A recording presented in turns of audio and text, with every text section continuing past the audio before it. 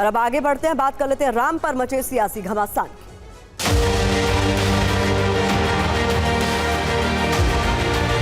शिकार करून खाणारा राम, श्री राम का अपमान नहीं सहेगा हिंदुस्तान, दूसरी राम का अपमान नहीं सहेगा हिंदुस्तान। जय श्री राम, जय श्री राम। राम भक्तों को उकसाने के लिए ये घमंडी अलायंस की ओर से अवार्ड ने प्रवक्ता के रूप में दिया हुआ बयान।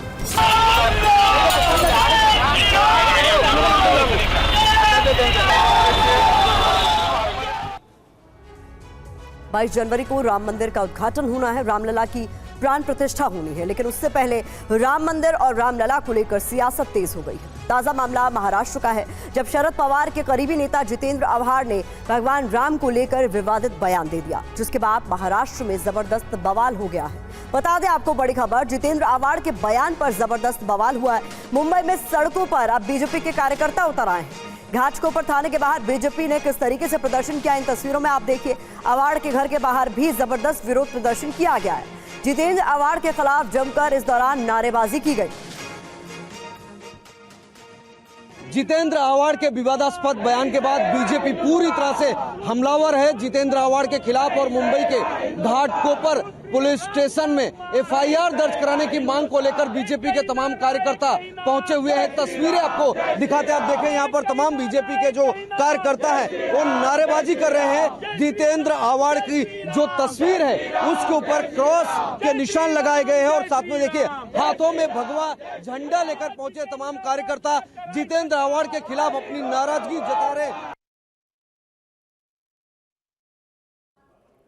और इस बीच आपको बता दें कि जितेंद्र आव्हाड के खिलाफ शिकायत भी दर्ज हो गई है। मुंबई के घाटकोपर थाने में ये शिकायत दर्ज कराई गई है। बीजेपी नेताओं ने ही ये शिकायत दर्ज करवाई है। तो जितेंद्र आव्हाड शरद पवार गुट के नेता, शरद पवार के बेहद करीबी, उनकी तरफ से रामलला को लेकर जो बयान दिया गया उस पर अब जबरदस्त विरोध देखा जा रहा है। आइए अब आपको सुनवाते हैं कि जितेंद्र आव्हाड ने आखिरकार बयान क्या दिया था। आपला आहे, बहुजनांचा आहे राम, शिकार करून खाणारा राम तो आमचा आहे, आमच्या बहुजनांचा। तुम्ही जिथे आम्हाला सगळे शाकाहारी बनवायला जातात की आम्ही रामाचा आदर्श पाळतो आहोत आणि आम्ही मटण खातो। हा रामाचा आदर्श, राम हा शाकाहारी नव्हता, तो मांसाहारी होता। 14 वर्ष जंगलात राहणारा माणूस।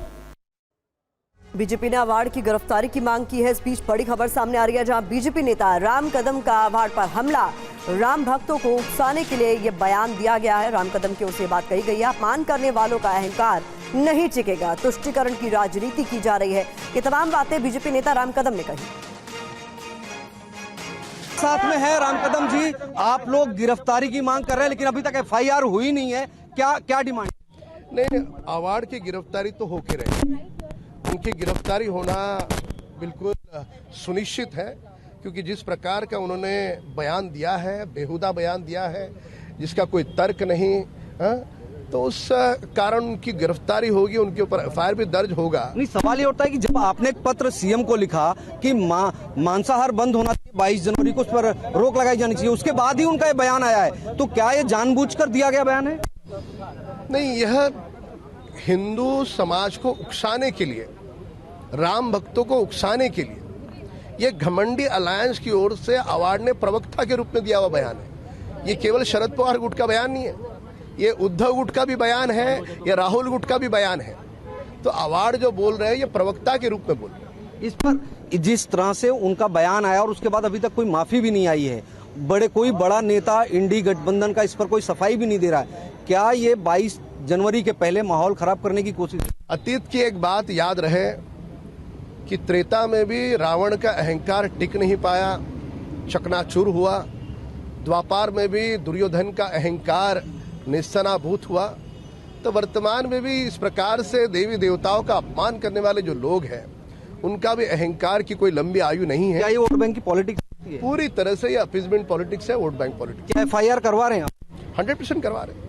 बिल्कुल, राम कदम बीजेपी विधायक, उनकी अगुवाई में मुंबई के घाटकोपर में देखिए किस तरह से नारेबाजी हो रही है। तमाम कार्यकर्ता जो है यहाँ पर विरोध प्रदर्शन कर रहे हैं और एफआईआर की मांग की जा रही है कि आव्हाड के खिलाफ जो है एफआईआर की जानी चाहिए।